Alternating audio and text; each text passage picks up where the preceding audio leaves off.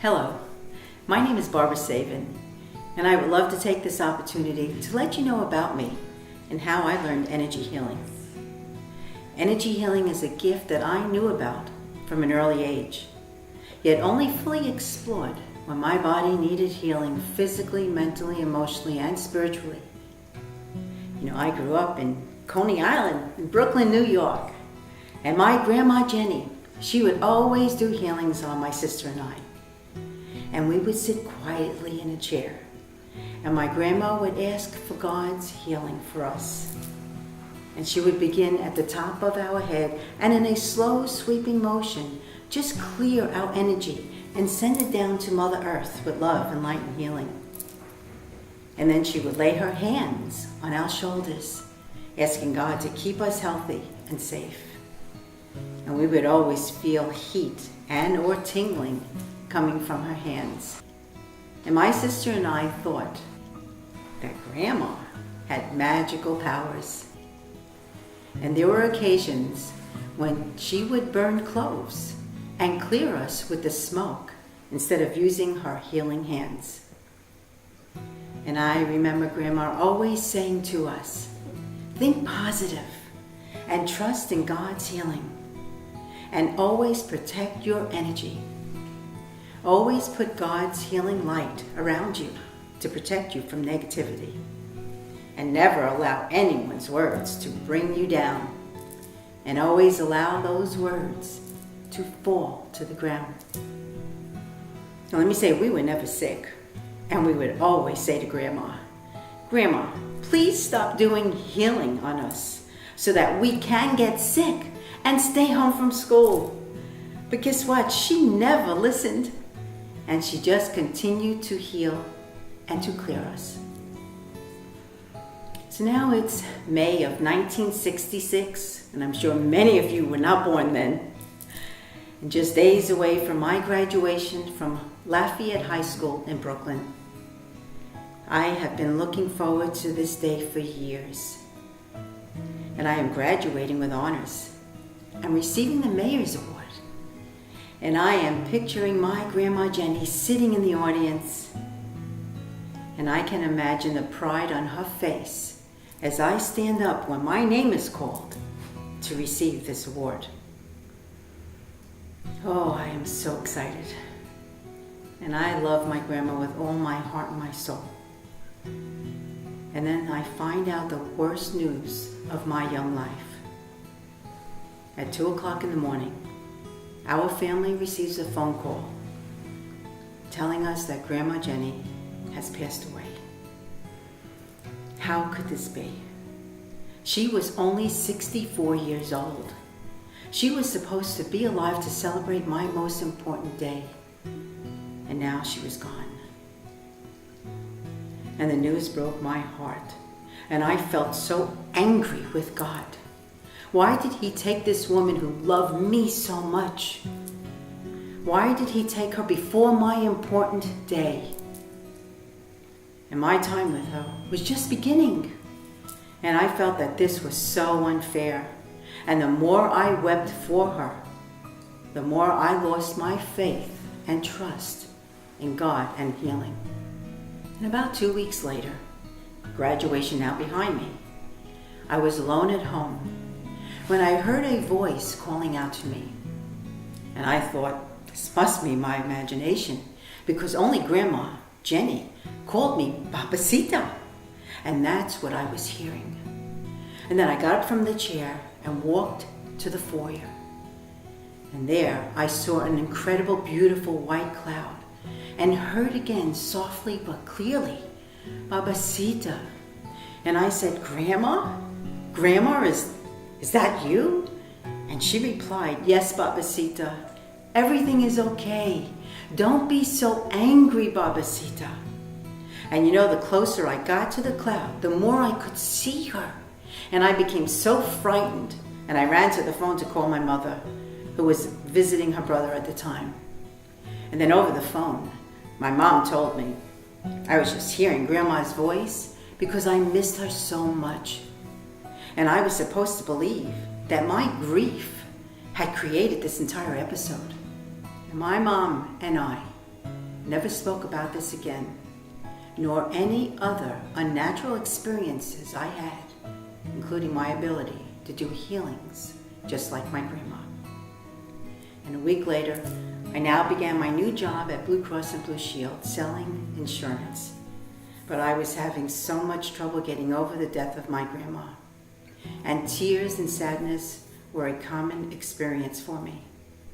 And angry about my grandma's death, I decided I would no longer do healings, and I stopped helping two of my close friends who had never made fun of my ability. I simply said to them, "I'm sorry, but I do not believe in God's healing anymore." And also, when I heard spirits or heard a voiceless voice speak to me, I was now saying, "You are not real. Just go away. Stop speaking to me. Leave me alone." And you know, this I thought in my mind was my way of punishing God. You know, then my life, of course, went on, as it always does when we lose someone. And I moved from selling insurance to working at Roosevelt Hospital in Manhattan, handling the entire hospital's employees' benefits.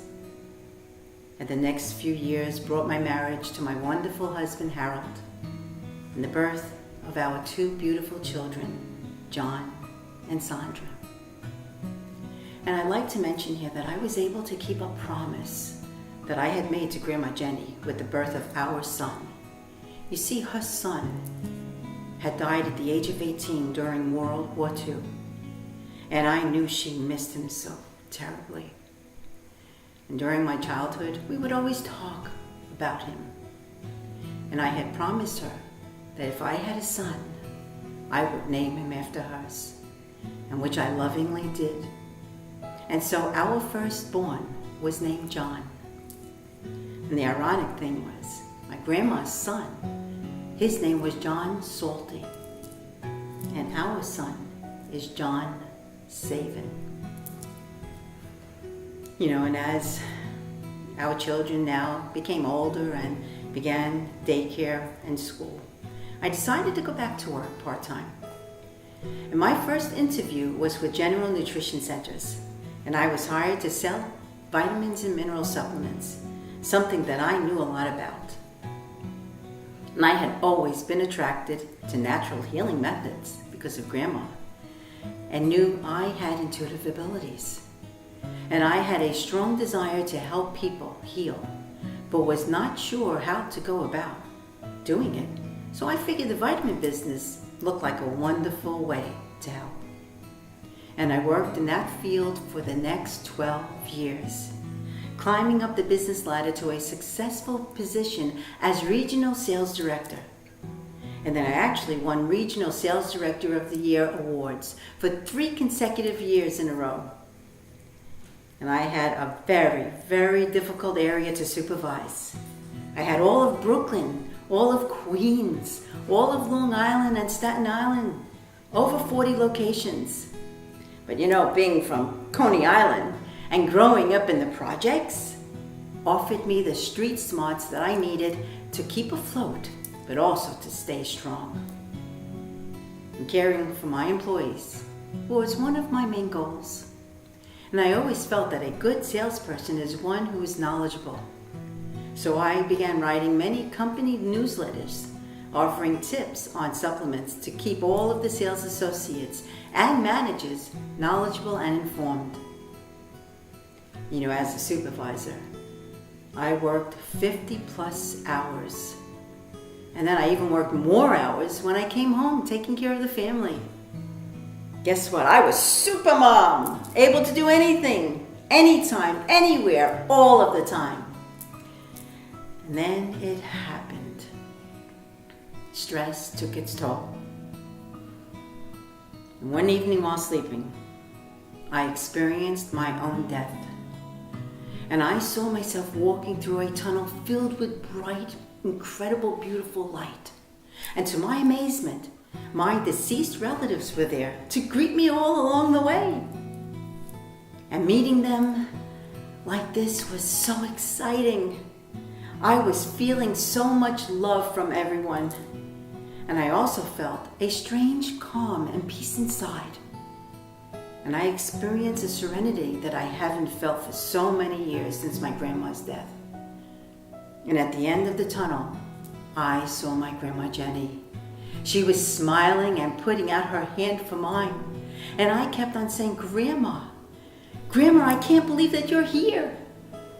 And I was just about to touch her hand when she looked at me and she screamed, "No, no, not yet." And then she pushed me backwards. Oh, I remember waking up, gasping for air, and my body was freezing. And I woke up my husband shaking. I was crying hysterically, and I said, "Harold, I just died. I just died, and my grandma sent me back."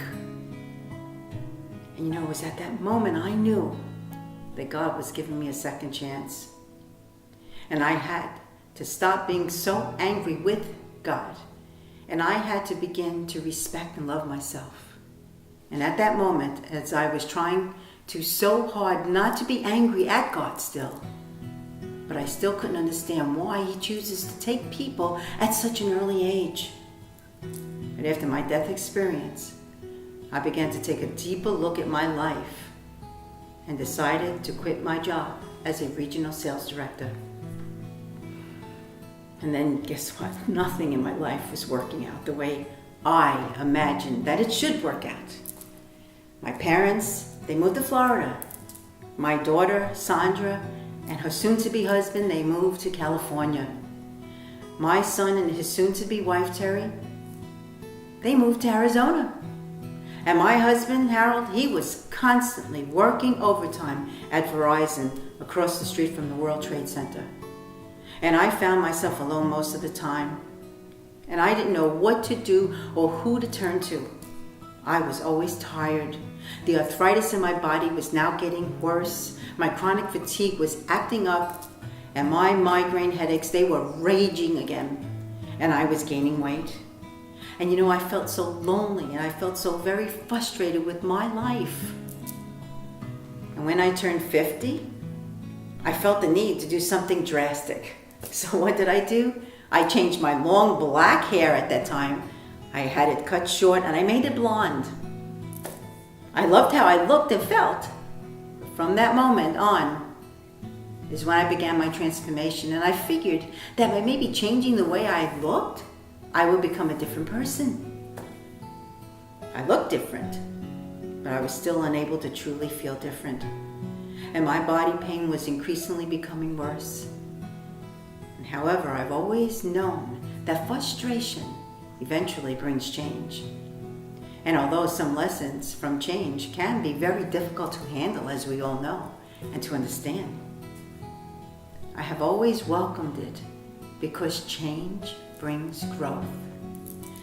And then one day, my niece Stephanie just happened to see a flyer mentioning a Reiki healing circle. Neither one of us knew what Reiki was, but since we were both in poor shape physically, mentally, and emotionally, we decided to go to the healing circle in Staten Island. And let me tell you, the atmosphere there was wonderful. Everyone sang songs of love, and it was so calm and peaceful there. And the practitioners all did Reiki work on us. And the feeling was like nothing I had experienced, except with my grandma and her healings. And I remember sitting and crying hysterically. And I instantly knew at that moment that I had to take this up again. And from that moment on, I knew that energy healing was what I needed to do. It felt so natural to me. And for the first time, I understood the need to help myself heal from within. And I remained focused and did self-healings on myself at least 2 or 3 times a day for a whole month. And I could feel the changes even though my body pain had gotten worse. And I recognized I hated and loved myself all at the same time. I was going through so much spiritually, and I realized I hadn't forgiven my grandma as thoroughly as I thought I had. And I knew I still needed to work on that part of myself. But most importantly, I had to begin loving myself for who I am at my core, which was a healer. And while I always knew in my heart that I was a healer, I found it so difficult to express that to others. You need to remember that was, in the 1960s, 70s, and 80s in New York City. And I recalled how my grandma would always say, "Shh, don't tell anyone about my healing, because then they'll put us away in a crazy hospital." And I knew I had intuitive abilities and was able to feel people's energies. And I often saw and sensed spirits. But I was so afraid that people would think I was crazy if I ever said or talked about it to them. But meanwhile, my body was crying out for healing, and for me to allow my passion and my purpose to finally come forward. And let me say, this was not an easy task. And I will say that it did not happen overnight. It took patience and a lot of time. Giving myself healing sessions made me realize that the pain that I was experiencing was not only physical, but also rooted in emotional, mental, and spiritual challenges. And then a miracle happened. At the time, I was experiencing these black particles floating in front of my eyes, making it so hard for me to see. And I became very frightened and very stressed and frustrated. And then one morning, while looking in the mirror and speaking to myself, I asked God for assistance. I asked God to help me understand what was happening and to please make the black particles go away. And then suddenly, I heard a voice within me say, "All you need to do is ask." And then immediately, the black particles disappeared. And in that very moment, I realized God does listen and speak to us, but we often choose not to hear. And I realized God sees and understands us, but we often choose not to see nor understand ourselves. And I realized that God truly loves us unconditionally, but we often choose to love with conditions. And once I truly began believing in God again, more miracles happened to me. My body became pain-free, and my chronic fatigue now was a thing of the past. No more headaches, no more pain, and I actually lost some weight. And I felt human again. I was able now to love and be happy with me, Barbara. And that was when I committed to deepening my knowledge of healing. I studied pranic healing and clinical and medical hypnotherapy. I became a meditation instructor, and I learned Reiki and became a Reiki master teacher. I also learned healing touch and therapeutic touch. And when I would give or receive a healing, I now experience a total sense of complete peacefulness. And my inner being felt so centered and balanced, filled with God's light. And I felt a oneness with everything in existence, with people, birds, bugs, animals, grass, the trees, the air, the ocean, the sky, the universe. I felt love in my heart for all creation, including myself. And I was filled with a desire to share that feeling with others. And I knew that if I touched just one person with the loving energy of God, I would have made a difference in the world. And that was 1999. And then in December of 2000, as I continued on my spiritual healing journey, my son John was going through a major change in his life. And he phoned to tell me that him and his wife, they were moving back to Staten Island from Arizona. Then my husband flew to Arizona to actually help them pack. And I stayed back looking for an apartment for them. And I could sense he wasn't telling me everything, but I did not want to intrude on their privacy. And about a month later, it came out. He told me that he was getting a divorce. And because of my healing abilities and understanding, I was able to remain calm and non-judgmental about this situation. And I actually helped both of them the best that I could. And his wife decided to move back with her parents, and John stayed in Staten Island to begin a new life for himself. And he began studying to become a stockbroker and got a job as a financial consultant. And he worked in downtown Manhattan in the 21st Century Building, across the street from the World Trade Center.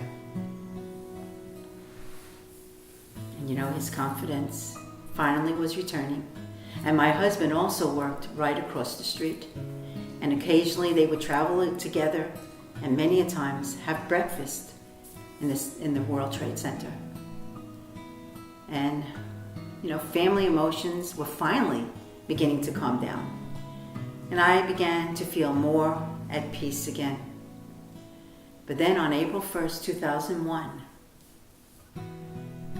my best friend, Joan Lombardi, who had been battling breast cancer for many years, found out that at the age of 40, the cancer had metastasized to her brain. And I was to always tell Joni to let go of all her frustrations that she had with her father. And in the past, I experienced the devastation, of course, losing a loved one as all of us have. But this time it was a little different. Because each day when I went to the hospital to visit, I did energy healing on Joni. And I knew that my loving touch was helping her to cope with the fact that she was dying. And I also knew that energy healing was balancing her body so that when the time did come, she would pass on peacefully. And as I did energy healing on her, I could see that her eyes were telling me, "Thank you for the love." And then on the evening of April 25th, I had told my husband I felt that Joni was going to make her transition the next day. And while caught in heavy traffic, on my way to the hospital, all of a sudden I felt a presence of intense light and saw all these angels in my car. And oddly, this experience left me feeling calm, even in Manhattan traffic. And I knew my best friend had died. And I finally got to the hospital, ran up the stairs. I opened the door to her room, and there was her mother, her sister, her husband, and her 3-year-old daughter crying. And Joni left her body on April 26, 2001 at 10 a.m., the same time the angels came to me in my car. And the human side of me wept like a baby, but the spiritual side understood that she was free of pain and at peace and at home with God. So it is now a few months later, September 11th, 2001, when my healing abilities, boy, they were truly put to the test. I remember watching the television news reports in horror, witnessing the second plane hit the World Trade Center, and then both buildings collapsing. And I started shaking uncontrollably, overcome with anxiety and panic as I feared the worst. And then I heard a voice coming from within myself, telling me, "Barbara, calm yourself. Do your healing. Trust that everything will be fine." Because as I mentioned before, you see, my son and my husband worked across the street from the Twin Towers and always had breakfast inside the Twin Towers at the very time that plane hit. And through all of the stress and fear, I asked God for His healing energy, and I gently put my hands on my heart to calm myself. And I knew the situation was completely out of my control. And I began to pray, not just for my two, but for everybody. And after hours of not knowing their fate, I got a call from my husband that they were both okay. They were very sad and shaken, but they were alive. I was so grateful to that universe and to God that I dropped all my fear of coming out as a healer. I began volunteering at various health centers and hospitals, helping those people with HIV and AIDS at the Staten Island AIDS Task Force and Richard Bailey Seton Hospital AIDS Division. I also volunteered at St. Vincent's Catholic Medical Hospital and helped those with cancer. And I volunteered to do hospice care. And I began to volunteer and help out at the tent the Salvation Army put up on the Staten Island side for all of the workers involved in the 9/11 recovery and rescue. And I was also asked to do a meditation for over 350 girls at St. Peter's Catholic High School so that they can feel safe again after 9/11. And I knew in my heart that I needed to help people to help themselves to heal. And though these activities did not offer any financial compensation, I knew in my heart that the time would come that it would. And I just kept on volunteering month after month after month. And while all of this was going on in my life, my father was taking care of my mother, who was totally dependent on him because she had Parkinson's-like syndrome that basically produced the same effects of difficulty with muscle movements and stiffness. Eventually, she was not able to walk, and eating became difficult. My father had made the decision to have a feeding tube put in her stomach to keep her alive. And then, April of 2002, my father had a heart attack and a triple bypass. And after September 11, I kept on telling my husband, we really need to move because I was just unable to live in Staten Island anymore. The energy had shifted. And of course, there was so much fear.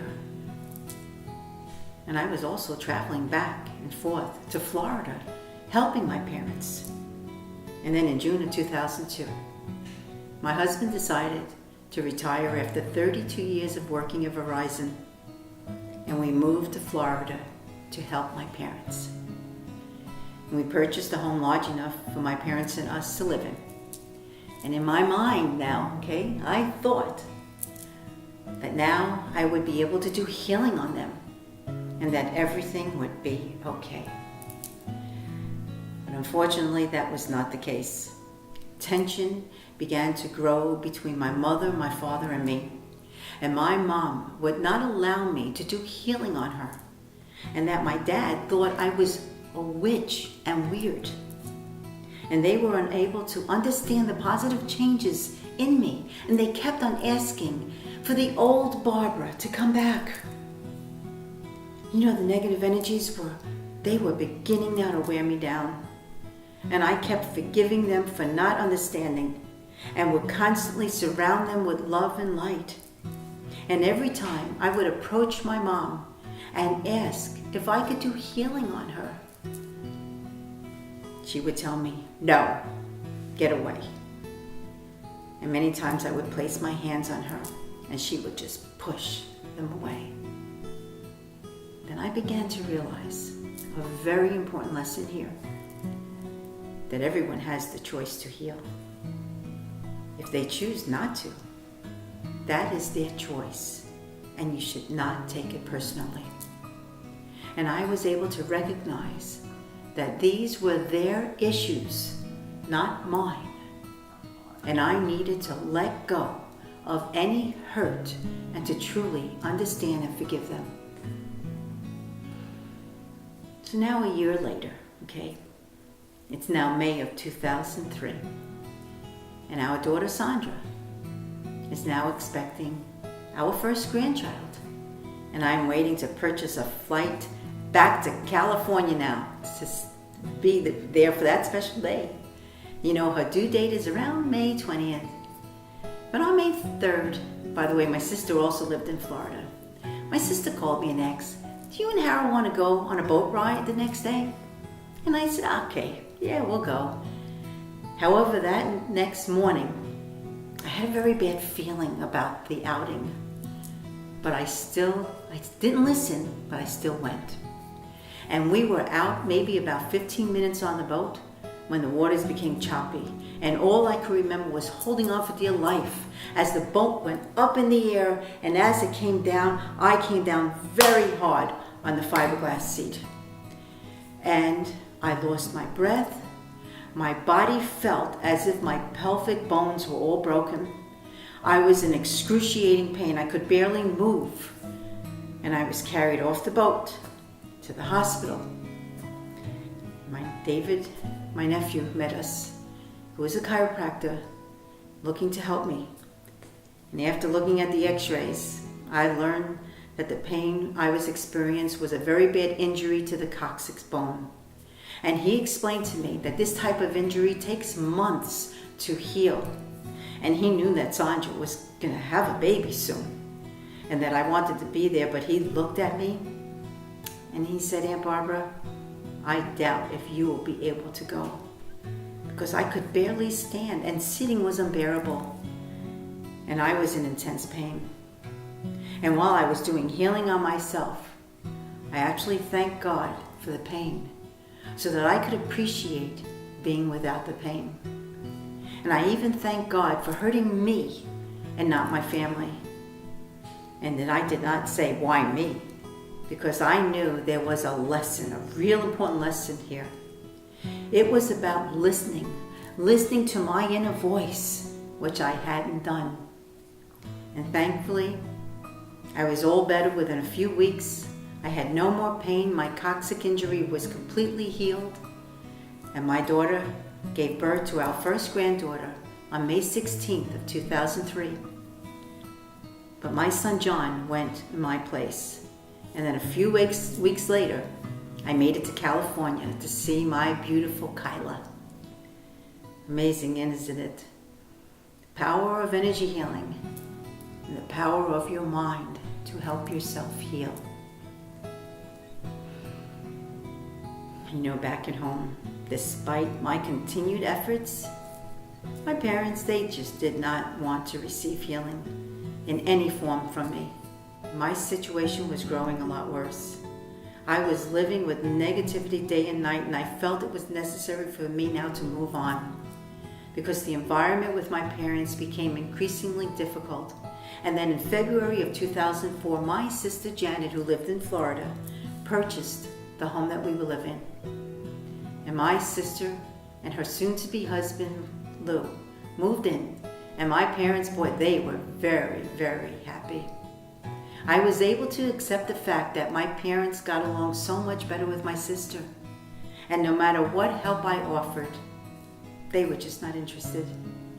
And I learned to forgive them, yet love them with all my heart without judgment, and thanks to energy healing. And I want to mention here that every 2 months I was flying back and forth to California to see my granddaughter Kyla. And with every trip, it was becoming more and more difficult for me to leave. And I felt so comfortable in California. And as fate would have it, my husband and I, we were looking for another home in Florida, though I really did not want to stay. And then we received a call one night from my daughter's husband, Lenny, who told us that, boy, they realized the importance of having family. And he asked me, did you guys buy another home yet? And I explained to him, no, everything that we're looking at is just falling apart. And then he said with a song in his voice that my daughter was expecting another child and that grandchildren needed us. And I was just beside myself. I was so excited. And you know, guess what? Within the next few days, I flew out to California, began looking for an apartment, that I found one in Thousand Oaks, just 5 minutes away from her. And then within 2 weeks, my husband and I, we drove to California, and everything went smoothly. And the only difficult thing was leaving my son, my parents, and my sister behind in Florida. But I knew they were all doing just fine, and they were all very happy. And I'd like to just mention here that my Grandma Jenny, my mom, and we were all born on September 3rd. And I was hoping that my grandson Caden to be born on the same day. But Caden decided September 7th, 2004 was the day that he wanted to be born. And then on January 2nd, 2006, 11 years ago now, I was hired to be the energy healing specialist and clinical and medical hypnotherapist at the then brand new California Health and Longevity Institute, located in the Four Seasons Hotel in Westlake Village, California. And I was also hired to work with renowned Dr. Sharon Erling, author of Your Doctor is Wrong, at the Mind, Body, Spirit Center in Westlake Village also, helping all of their clients and hotel guests. And I work with major Fortune 500 companies. I work with corporations, directors, producers, celebrities, recording artists, and help with a program for the guests for the ranch in Malibu.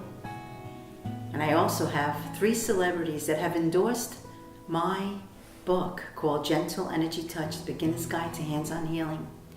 And we now have become close friends. Pharrell Williams, Christina Aguilera, and Pat Benatar, and so many other testimonials. See, a girl from Brooklyn. Who would know, right?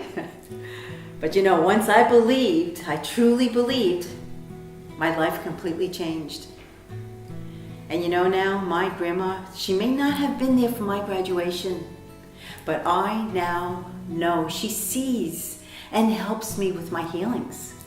And I am able to feel her presence and hear her speak to me. And I express my deep love for her and tell her how much I miss her and thank her for showing me how to heal. And I now realize that God needed her to help others and that it was important for her to be on the other side. And I finally have forgiven myself, my Grandma Jenny, and God.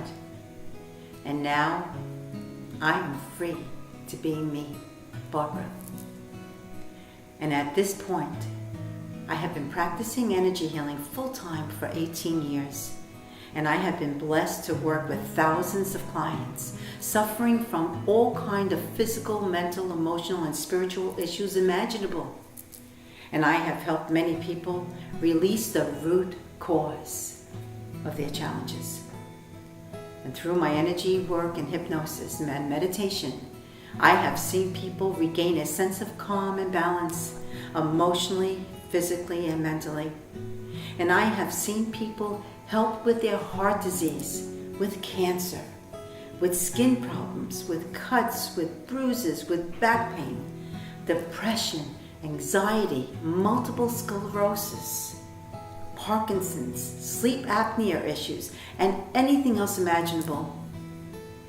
And I now have truly understand how energy work complements all medical modalities and accelerates treatment and truly speeds healing. You know, it is wonderful and miraculous work. And I am so blessed to be able to do it. And when I look back at my life, I realized the passion I have always had for helping others learn to heal now with energy healing. And as I mentioned before, I've written a book called Gentle Energy Touch, The Beginner's Guide to Hands-On Healing, which was published last year and available on Amazon.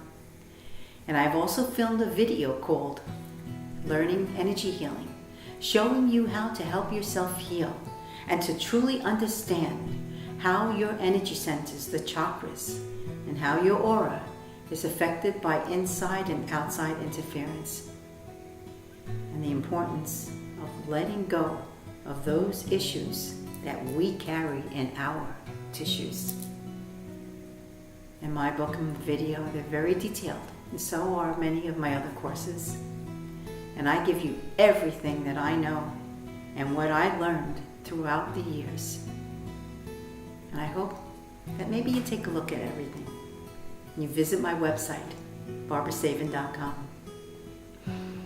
You know, I now realize that my soul has opened up through all of my experiences. And I also realize that holding on to issues only causes pain from within. And once you learn to let go, you are free and able to help yourself heal. And the greatest unconditional love that we can give someone or something is to let it go, to forgive and to accept. In life is like a merry-go-round, constantly going around and up and down, and periodically we need to step off and step back to understand our lessons. And we continually experience more changes, growth, and lessons as we love unconditionally. Come on, it's a constant ride. It's constantly in motion. Guess what? And never ending.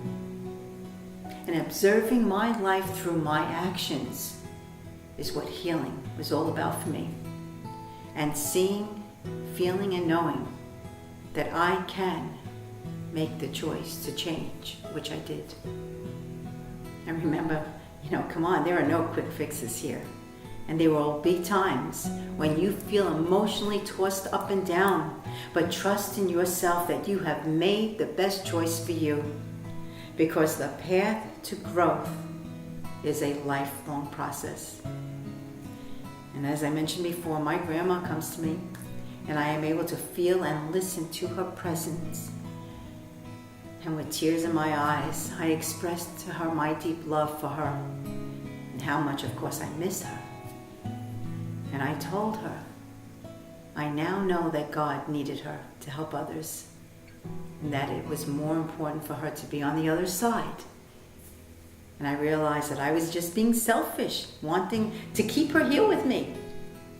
But I also expressed my feelings. And I'm just human, like all of us.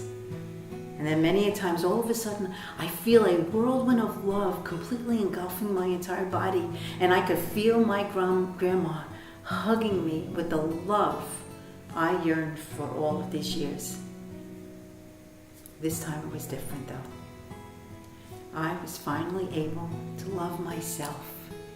And again, to be free to be whom I'm meant to be, which is a healer. And there comes a time in your life when you finally become aware of what life is really about. And when love is all around you, you realize how wealthy that you are. And my being healthy and having a loving relationship with God, family, and friends is the most important thing in the world to me. Let me tell you, from Brooklyn, who says dreams do not come true? It's all about your determination, your perseverance with what you feel in your heart is your true purpose and passion. And I thank God every day for all that I have and all that I am. I want to just mention now, it's now August 2017. My son remarried, and now I have another grandchild, Sean, who will be 2 years old in February. My daughter also remarried, and her husband has 4 children, so now I have 6 grandchildren: Kyla, Caden, Sean, Jordan, Kelly, Ryan, and Dylan. I am so blessed, and I am so happy for everything that I am. And with the help of God, I hope to continue my journey of healing others through the California Health and Longevity Institute, and also continue working with Dr. Sharon Norling. And thank you for taking the time to just listening to my story. And I'm wishing all of you love, light, joy, wholeness, and healing. Love, Barbara.